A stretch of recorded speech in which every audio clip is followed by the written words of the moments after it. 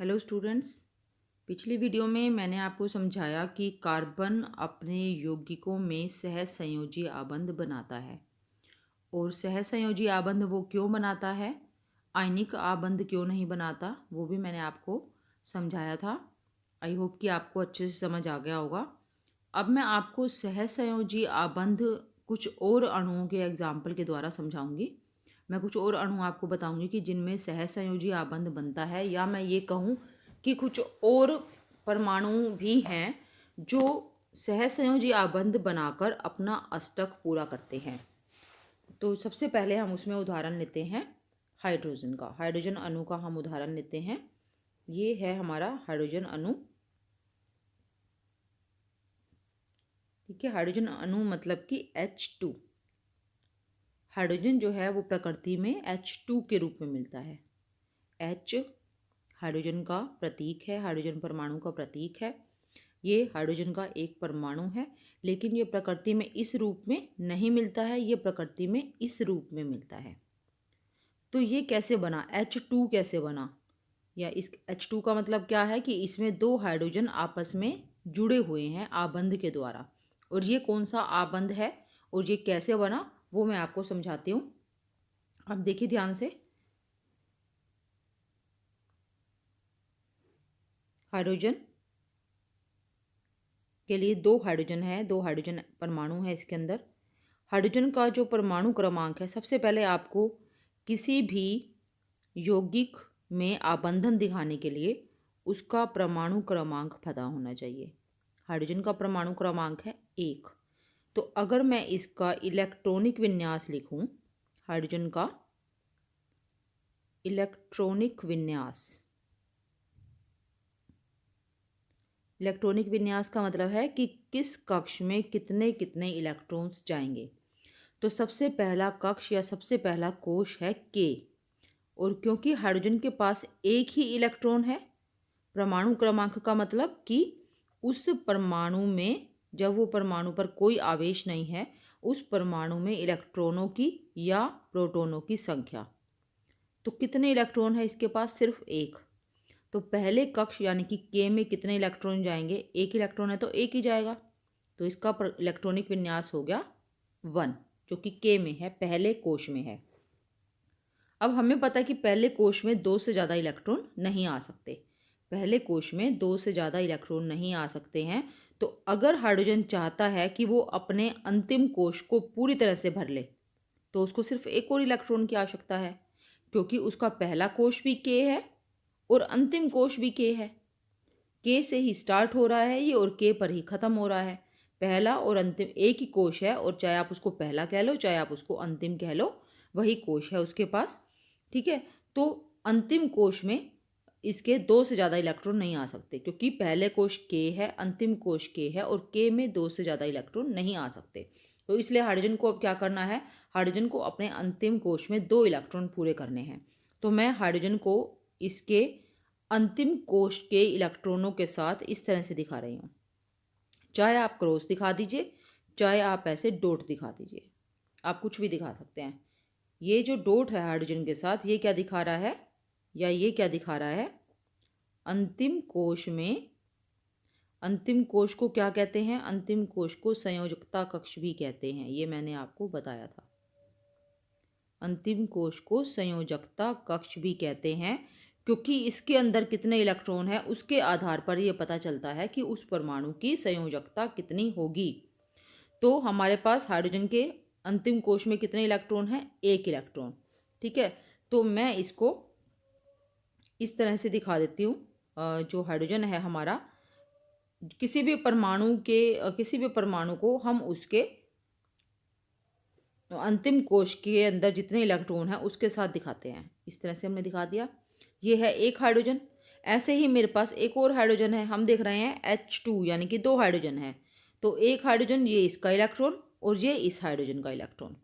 अब दोनों को अपने दो दो इलेक्ट्रॉन पूरे करने हैं, अंतिम कोश में को पूरी तरह से भरना है, तो उसके लिए इनको दो इलेक्ट्रॉन की ज़रूरत है। एक इनके पास अपना है, और ये क्या करते हैं, फिर एक इलेक्ट्रॉन की साझेदारी दूसरे के इलेक्ट्रॉन से कर लेते हैं।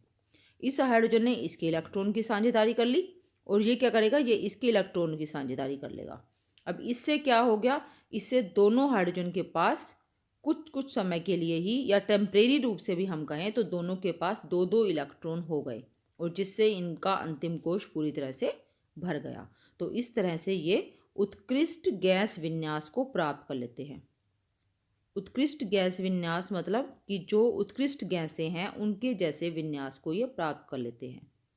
उत्कृष्ट गैस, हाइड्रोजन के सबसे नज़दीक वाली जो उत्कृष्ट गैस है वो है हीलियम, और हीलियम के पहले कोश में 2 इलेक्ट्रॉन होते हैं। तो इसका विन्यास, दोनों हाइड्रोजन परमाणुओं का विन्यास हीलियम के विन्यास के जैसा हो गया। तो इसको इसलिए मैंने कहा कि इसका उत्कृष्ट गैस विन्यास को इसने प्राप्त कर लिया, हाइड्रोजन ने।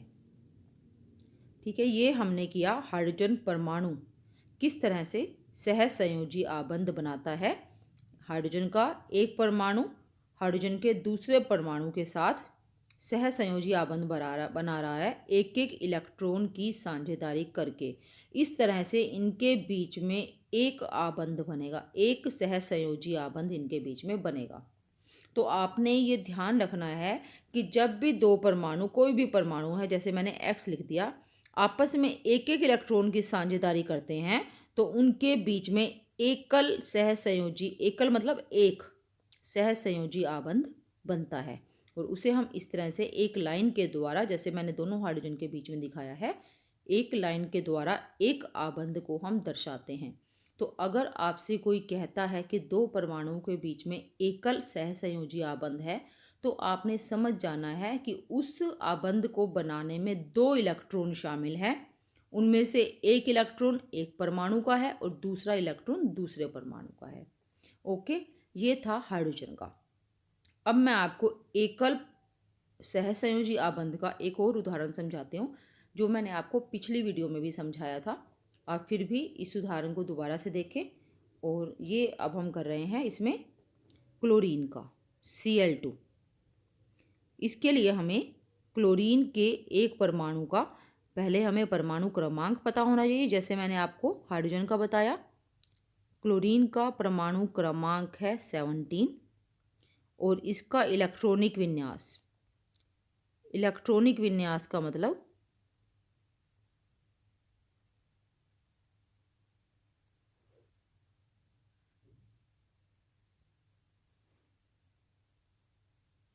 इलेक्ट्रॉनिक विन्यास का मतलब है कि इसके किस किस कोश में कितने कितने इलेक्ट्रॉन्स गए। सबसे पहले कोश में इलेक्ट्रॉन जाते हैं। पहले कोश में 2 से ज़्यादा इलेक्ट्रॉन नहीं आ सकते, तो 2 आ गए। के बाद अगला कोश है L। इस कोश में 8 से ज़्यादा इलेक्ट्रॉन नहीं जा सकते। टोटल इलेक्ट्रॉन्स हो गए 10। अभी क्लोरीन के पास कितने इलेक्ट्रॉन और बचे हैं? 17 में से 10 गए, 7 अभी और भी बचे हैं।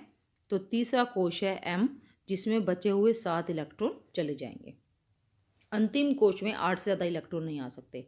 वैसे तीसरे कोश में 18 इलेक्ट्रॉन आ सकते हैं, लेकिन यदि वो अंतिम कोश है तो उसमें 8 से ज़्यादा इलेक्ट्रॉन हम नहीं दे सकते हैं। ओके, लेकिन यहाँ पर 8 तो इलेक्ट्रॉन बचे ही नहीं M में जाने के लिए, 7 ही इलेक्ट्रॉन है। जब तक पिछला कोश पूरी तरह से नहीं भर जाएगा तब तक इलेक्ट्रॉन अगले कोश में नहीं जाते हैं। ये इलेक्ट्रॉनिक विन्यास लिखने का नियम है। तो पहला कोश के 2 इलेक्ट्रॉन उसमें आते हैं, तो पहले उसमें 2 जाएंगे, उसके बाद अगले कोश में इलेक्ट्रॉन जाएंगे जो कि है L में 8 से ज़्यादा नहीं आ सकते, तो 8 पहले उसमें पूरी तरह से भरेंगे। अब हो गए 10, बाकी बचे 7 इलेक्ट्रॉन। वो 7 इलेक्ट्रॉन तीसरे कोश में जाएंगे। तो हमारा अंतिम कोश कौन सा है? M, और उसमें इलेक्ट्रॉन है 7। तो अब मैं जब क्लोरीन को दिखाऊंगी तो मैं इसके साथ 7 इलेक्ट्रॉन दिखाऊंगी जो कि इसके अंतिम कक्ष में हैं। तो उन 7 इलेक्ट्रॉन को हम कैसे दिखाते हैं? हम जोड़ों के रूप में दिखाते हैं।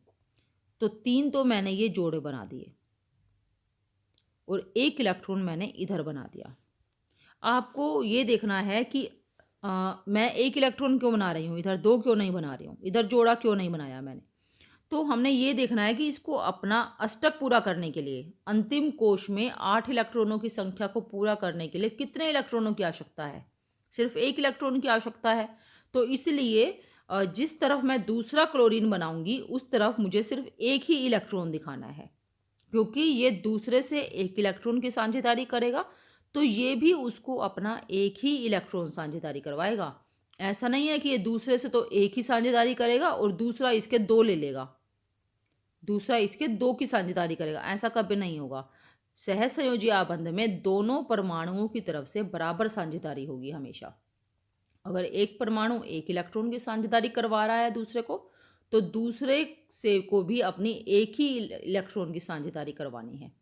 ये हमने एक क्लोरीन बनाया, ऐसा ही बिल्कुल दूसरा क्लोरीन होगा।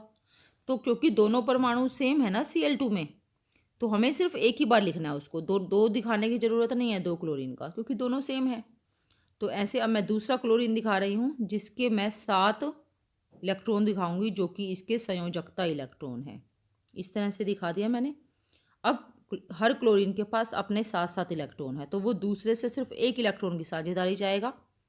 तो ये क्लोरीन 7 अपने और एक इसका साझेदारी कर लेगा, और ये क्लोरीन 7 अपने और एक इसकी साझेदारी कर लेगा। अब दोनों के अगर हम गोले में देखें, गोले में जो क्लोरीन आ रहा है, एक गोले में जो क्लोरीन है, आप देखो कि उस गोले में उसके साथ 8 इलेक्ट्रॉन हैं या नहीं है। दोनों ही गोलों में 8 इलेक्ट्रॉन है और एक एक क्लोरीन परमाणु है। इसका मतलब दोनों क्लोरीन परमाणुओं का अष्टक पूरा हो गया और इन्होंने उत्कृष्ट गैस विन्यास को प्राप्त कर लिया। तो क्लोरीन के नज़दीक वाली जो उत्कृष्ट गैस है वो है आर्गन। आर्गन में 18 इलेक्ट्रॉन होते हैं, तो क्लोरीन के पास कितने से 17, और एक इसने साझेदारी कर ली, एक की साझेदारी कर ली दूसरे क्लोरीन से, तो टोटल हो गए 18। ठीक है, तो इसको हम दिखाएंगे, ये आपको दिखाना नहीं है, इसको हम अब ऐसे दिखाएंगे। क्लोरीन ये भी दिखाना है आपको, और फिर ये भी दिखाना है दूसरा क्लोरीन, और दोनों के बीच में एकल सहसंयोजी आबंध। ये एक मजबूत आबंध है। ये जो जोड़ बनता है दो परमाणुओं के बीच में, वो एक मजबूत आबंध है। लेकिन ये तो मजबूत आबंध हो गया, मजबूत आबंध के कारण Cl2 जो है वो एक मजबूत अणु है। लेकिन जो दूसरा अणु होगा Cl2 के साथ, दोनों Cl2 में ऐसा ये है Cl, तो ये आबंध तो बहुत मजबूत है, लेकिन इनके दोनों अणुओं के बीच में जो आकर्षण है ना, आबंध नहीं आकर्षण, सिर्फ वो आकर्षण कमज़ोर है। जो आयनिक यौगिक होते हैं ना, आयनिक यौगिकों के बीच में आपस में जो एक आकर्षण होता है वो भी बहुत मजबूत होता है। आयनिक आबंध तो मजबूत होता ही है, उसके अलावा दो यौगिकों के बीच में जो आकर्षण होता है वो भी बहुत मजबूत होता है। लेकिन यहाँ पर सहसंयोजी आबंध मजबूत है, लेकिन दो यौगिकों के बीच में जो आकर्षण है वो उतना मजबूत नहीं है। इसलिए सहसंयोजी यौगिकों के गलनांक और क्वथनांक आयनिक यौगिकों से कम होते हैं। वो कम तापमान पर ही पिघल भी जाते हैं और कम तापमान पर ही उबल भी जाते हैं। ओके, आपको क्या करना है, आपको यहाँ तक दिखाना है जो मैंने आपको ये दिखाया। इसमें आपको कुछ भी लिखने की आवश्यकता नहीं होती है। अगर आपका एग्ज़ाम में आता है कि क्लोरीन में सहसंयोजी आबंध दिखाइए, तो आपको सिर्फ जितना मैंने लिखा है इतना ही आपको दिखाना है। कुछ सेंटेंसेस लिखने की, वाक्य में लिखने की भी आवश्यकता नहीं है। ये मैंने आपको एकल सहसंयोजी आबंध के 2 उदाहरण बताए, एक हाइड्रोजन अणु का और एक क्लोरीन के अणु का। अब मैं आपको द्विसहसंयोजी आबंध, यहाँ तो हमने देखा कि सिर्फ एक एक इलेक्ट्रॉन की साझेदारी दोनों परमाणु कर रहे हैं, लेकिन अब मैं आपको बताऊंगी कि जहाँ पर दो दो इलेक्ट्रॉन की साझेदारी दो परमाणु करेंगे। उसके लिए हम उदाहरण लेते हैं ऑक्सीजन का। आपकी बुक में पूरा दिया हुआ है, ये आप वहाँ से पढ़ भी सकते हैं, लेकिन आपको करना इसी तरह से ही है जैसे मैं आपको बता रही हूँ। तो यहाँ पर भी 2 ऑक्सीजन है एक अणु में, तो मुझे एक ऑक्सीजन का परमाणु क्रमांक लिखना है। तो हम लिखेंगे इसका परमाणु क्रमांक ऑक्सीजन का 8, इसका इलेक्ट्रॉनिक विन्यास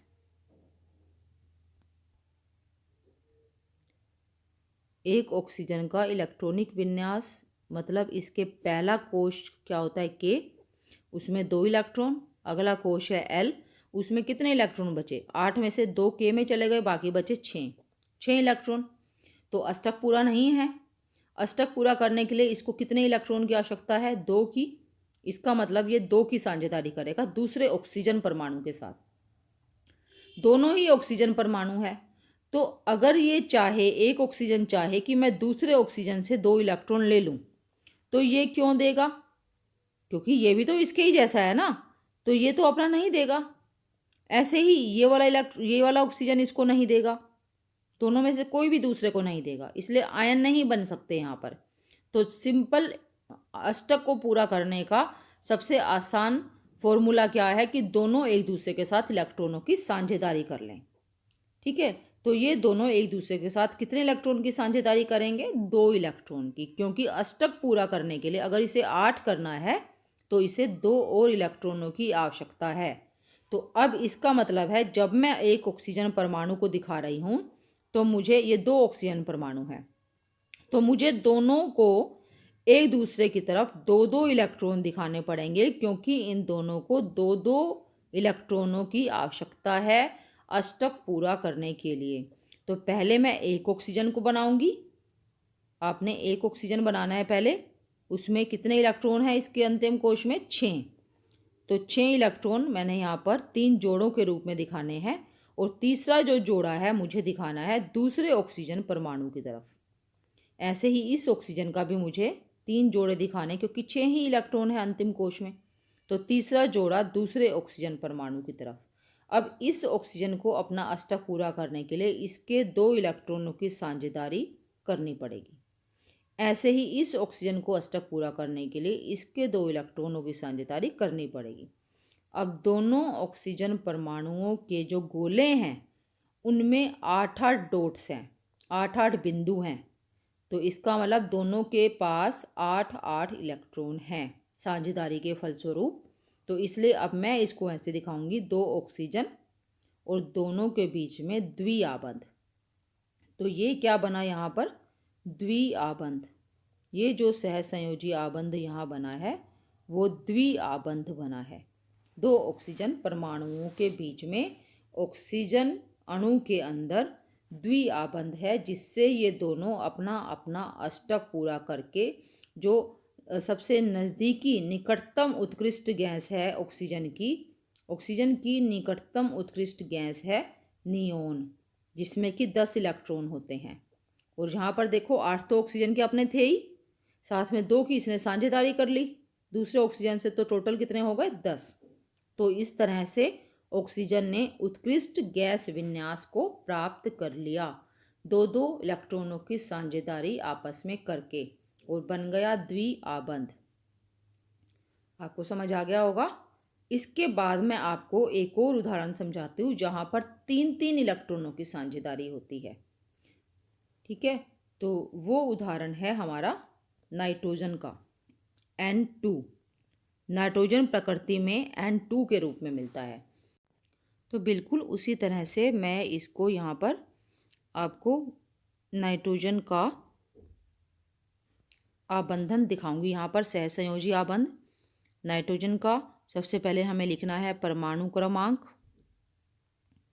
परमाणु क्रमांक नाइट्रोजन का आपको पता होना चाहिए, वो है 7। उसके बाद नाइट्रोजन का इलेक्ट्रॉनिक विन्यास। नाइट्रोजन के इलेक्ट्रॉनिक विन्यास में पहला कोश जो है K, उसमें 2 इलेक्ट्रॉन, और बाकी इसके पास बचे 5, वो जाएंगे L में। तो इसके अंतिम कोश में कितने इलेक्ट्रॉन हो गए? 5। इसको अपना निकटतम उत्कृष्ट गैस विन्यास प्राप्त करने के लिए, यानी कि अपना अष्टक पूरा करने के लिए, 8 इलेक्ट्रॉन करने के लिए 3 और इलेक्ट्रॉन की आवश्यकता है। तो दोनों ही नाइट्रोजन को, क्योंकि 2 नाइट्रोजन है ना हमारे पास N2 अणु में, दोनों ही नाइट्रोजन को 3-3 इलेक्ट्रॉन होने चाहिए, और इनके पास कितने हैं? 5-5। तो मैं 3 इलेक्ट्रॉन इस तरफ दिखाऊंगी ताकि ये 3 का साझेदारी 3 की दूसरे के साथ कर सके, और 2 दिखा देंगे हम इस तरफ। ऐसे ही दूसरा नाइट्रोजन, उसके 3 इस तरफ और 2 इस तरफ।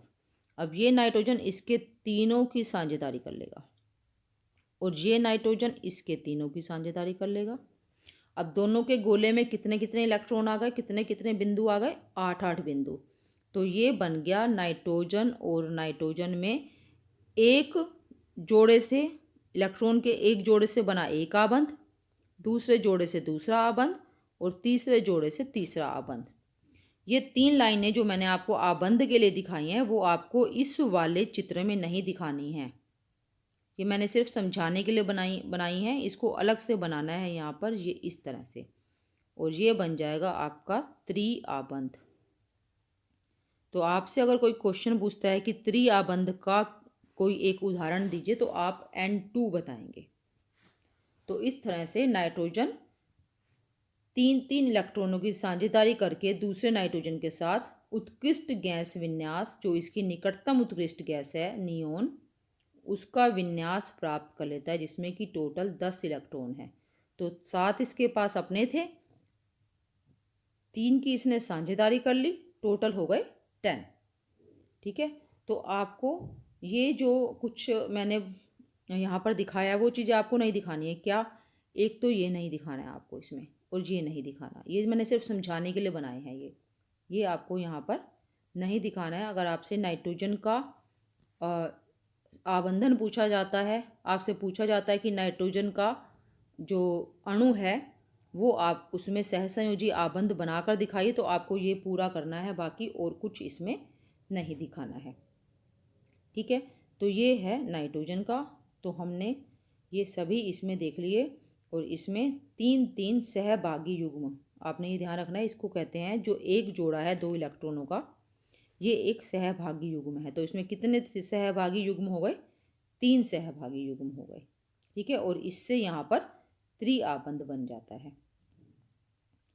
तो संयोजन क्षमता यहाँ पर नाइट्रोजन की कितनी है? क्योंकि इसने 3 इलेक्ट्रॉनों की साझेदारी करी है, तो इसकी संयोजन क्षमता है 3 की। 3 ये साझेदारी इलेक्ट्रॉन की करता है। इसके बाद हम एक इसमें आपको दिया नहीं हुआ है, लेकिन कहा हुआ है कि आप इसको दिखाइए जल के अणु को। जल के अणु में आबंधन हमें दिखाना है, तो हम वो भी करेंगे। और हम देखते हैं इसके बाद क्या है। इसके बाद हमारे पास है अमोनिया NH3।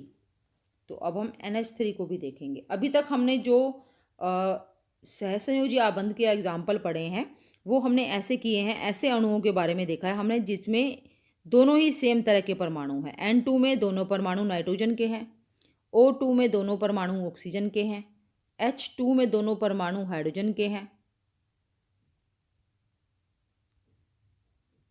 और Cl2 में दोनों परमाणु क्लोरीन के हैं।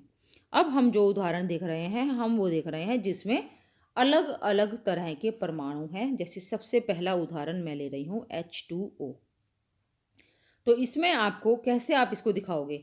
इसमें जो जिन परमाणुओं की संख्या कम है, जैसे एक परमाणु है ऑक्सीजन का, तो इसको हम बीच में दिखाएंगे, और दोनों हाइड्रोजन को इसकी साइड में दिखाएंगे। ठीक है, इस तरह से हम करते हैं।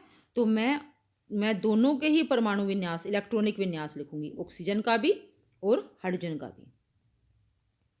तो इसके लिए हाइड्रोजन का आपको पता चल चुका है। इसका परमाणु क्रमांक है 1, जो मैं यहाँ पर लिख रही हूँ, क्योंकि इसे हम ऐसे ही दिखाते हैं। और इसका इलेक्ट्रॉनिक विन्यास पहले कोश में 1 इलेक्ट्रॉन। तो इसको अपना जो निकटतम उत्कृष्ट गैस है हीलियम, उसके जैसा विन्यास प्राप्त करने के लिए एक और इलेक्ट्रॉन की आवश्यकता है। अब मैं लिख रही हूँ ऑक्सीजन। इसका परमाणु क्रमांक है 8। इसके पहले कोश में 2 इलेक्ट्रॉन और दूसरे कोश में 6 इलेक्ट्रॉन। इसको अपना निकटतम उत्कृष्ट गैस विन्यास प्राप्त करने के 2 और इलेक्ट्रॉन की आवश्यकता है। तो 2 हमारे पास हाइड्रोजन के परमाणु कितने हैं? 2। तो मैंने बीच में ऑक्सीजन बनाया। अब ऑक्सीजन जो है 2 हाइड्रोजन के साथ, आपको यहाँ पर समझना पड़ेगा खुद से, ऑक्सीजन को कितने इलेक्ट्रॉन की साझेदारी करनी है? 2 की। तो ये 2 ही इलेक्ट्रॉनों की साझेदारी करवाएगा भी, लेकिन दोनों हाइड्रोजन में से कोई भी एक हाइड्रोजन दोनों इलेक्ट्रॉनों की साझेदारी ऑक्सीजन के साथ नहीं कर सकता। 2 हाइड्रोजन हैं, दोनों सिर्फ एक एक इलेक्ट्रॉन की साझेदारी करेंगे। ये इस हाइड्रोजन का, ये इस हाइड्रोजन का। तो इसलिए ऑक्सीजन को भी इन दोनों को अपना एक एक इलेक्ट्रॉन की साझेदारी करवानी पड़ेगी। तो मैंने ये ऑक्सीजन के 2 इलेक्ट्रॉन दिखा दिए। बाकी बचे 6, तो उसको मैं 2 जोड़ों के रूप में यहाँ दिखा देती हूँ। हो गए ऑक्सीजन के 6। अब ये ऑक्सीजन इसका इलेक्ट्रॉन भी ले लेगा साझेदारी के लिए और इसका भी ले लेगा। इस गोले में कितने बिंदु हो गए?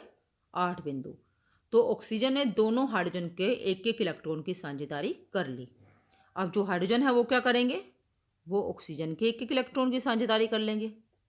इस तरह से हाइड्रोजन के दोनों के 2-2 इलेक्ट्रॉन हो गए पूरे और ऑक्सीजन के 8 इलेक्ट्रॉन पूरे हो गए। तो यहाँ पर 2 आबंध बने हैं, लेकिन दोनों ही आबंध एकल आबंध हैं। ये एकल आबंध बने हैं। यहाँ पर 2 एकल आबंध बनाकर जल के एक अणु में हाइड्रोजन और ऑक्सीजन दोनों ने अपना उत्कृष्ट गैस विन्यास प्राप्त कर लिया। हाइड्रोजन का उत्कृष्ट गैस विन्यास का जो निकटतम उत्कृष्ट गैस है वो है हीलियम। तो इसके हीलियम में 2 होते हैं इलेक्ट्रॉन, तो हाइड्रोजन के भी 2 हो गए। और ऑक्सीजन की निकटतम उत्कृष्ट गैस है नियोन। नियोन में 10 होते हैं। ऑक्सीजन ने भी 2 इलेक्ट्रॉनों की साझेदारी करी और इसके भी 10 हो गए। इसके बाद हम अगला देखते हैं। इसमें ये हमने जल का पढ़ा, अब हम अमोनिया का देखते हैं। आपको इनका नाम का सूत्र भी आना चाहिए। अमोनिया का है NH3। आपको अगर कोई बोलता है कि अमोनिया का आप दिखाइए, तो आप उसको सूत्र लिखे बिना नहीं बता सकते, इसलिए सूत्र भी आपको आना चाहिए। अमोनिया का सूत्र है NH3। नाइट्रोजन का इलेक्ट्रॉनिक विन्यास, नाइट्रोजन के पास 7 है इलेक्ट्रॉन। इसका इलेक्ट्रॉनिक जो परमाणु क्रमांक है वो 7 है।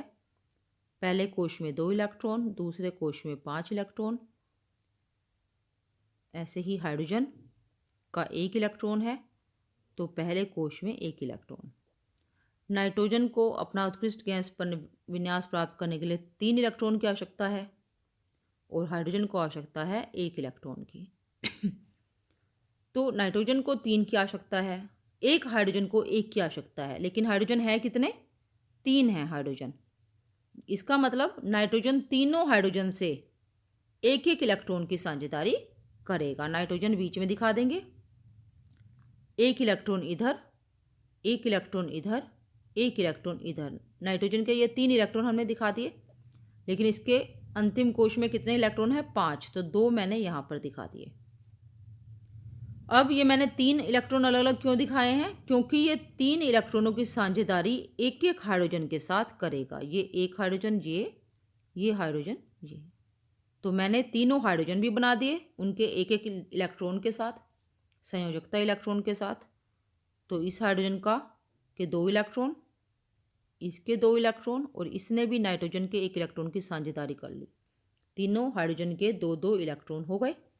अब नाइट्रोजन क्या करेगा बदले में? नाइट्रोजन तीनों हाइड्रोजन के एक एक इलेक्ट्रॉनों की साझेदारी खुद भी करेगा। अब आप देखिए नाइट्रोजन के गोले में कितने इलेक्ट्रॉन है? टोटल 8। तो नाइट्रोजन ने 3 हाइड्रोजन परमाणुओं के साथ एकल एकल आबंध बनाया है।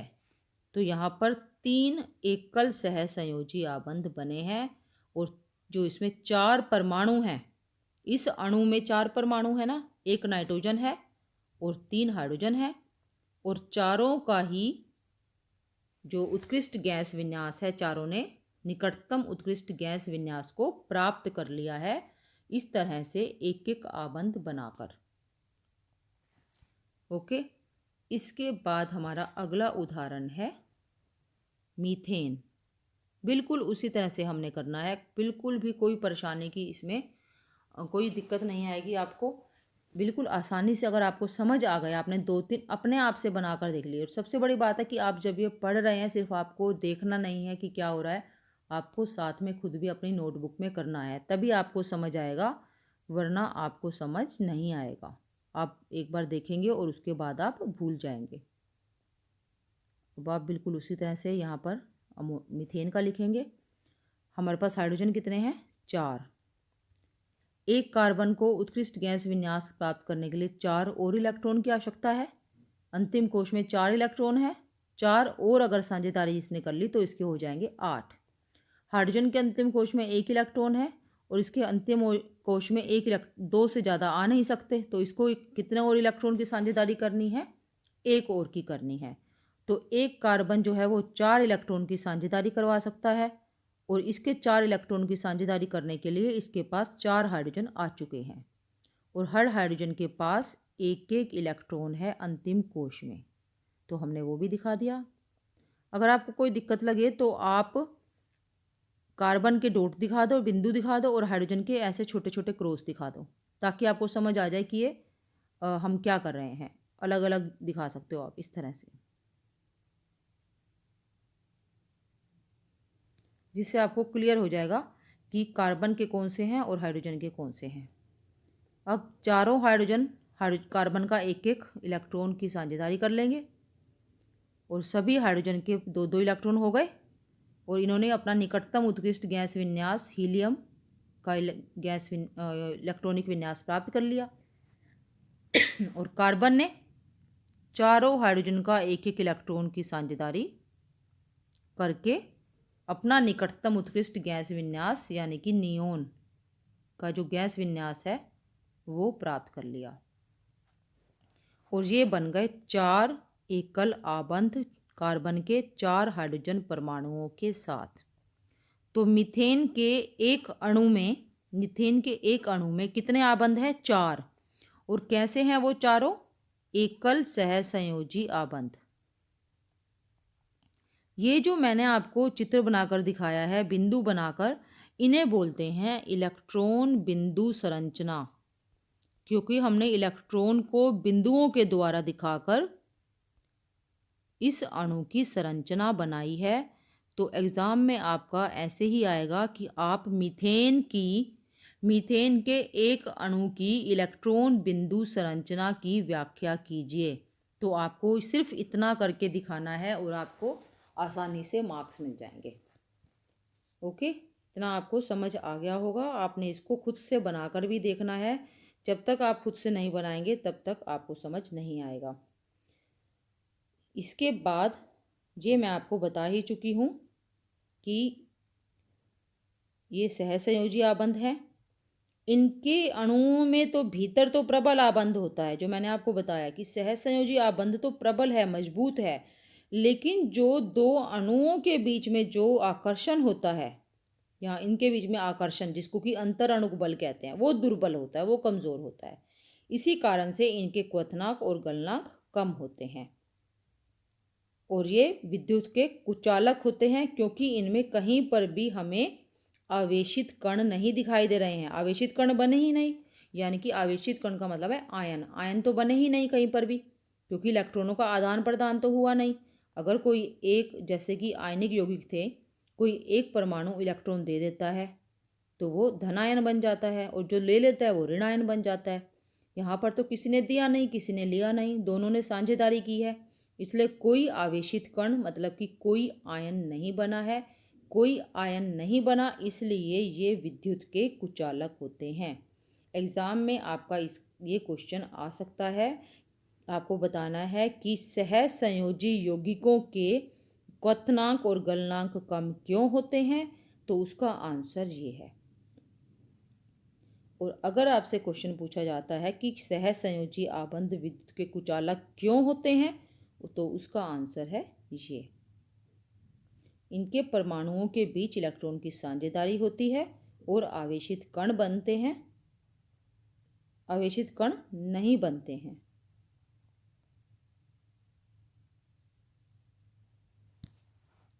इलेक्ट्रॉनों की साझेदारी होती है और आवेशित कण नहीं बनते हैं, इसलिए ऐसे सहसंयोजी यौगिक विद्युत के कुचालक होते हैं। ये 2 क्वेश्चन आपको अपनी नोटबुक में आप अलग से नोट करके लिख सकते हो आंसर के साथ। ओके, इसे आप अच्छे से करिए और सभी संरचनाएं बनाकर देखनी है। एग्ज़ाम में 2 मार्क्स का जरूर कोई ना एक संरचना जरूर आती है। ओके, और मीथेन, आपको एक और पॉइंट इसमें दिया हुआ है कि जो मीथेन है CH4, ये जो CNG आप सुनते हैं आजकल, CNG बहुत ज़्यादा यूज़ होती है, जो कि प्रदूषण मुक्त ईंधन है। ये बायोगैस है और बायोगैस में भी होता है मीथेन, गोबर गैस भी कहते हैं इसको, बायोगैस को। और CNG की फुल फॉर्म दी हुई है। ये एग्जाम में 1 मार्क में CNG की फुल फॉर्म भी पूछ सकते हैं कि CNG का पूरा नाम क्या है। संपीड़ित प्राकृतिक गैस। और उसका मुख्य घटक कौन सा है? सीएनजी में एक मेन हिस्सा होता है मीथेन का, मीथेन होती है उसमें ज़्यादा से ज़्यादा। तो इतना आप कर लेना, और जो छोटे छोटे क्वेश्चंस इसमें बनते हैं ऑब्जेक्टिव क्वेश्चंस, उनको आप अलग से लिख सकते हो।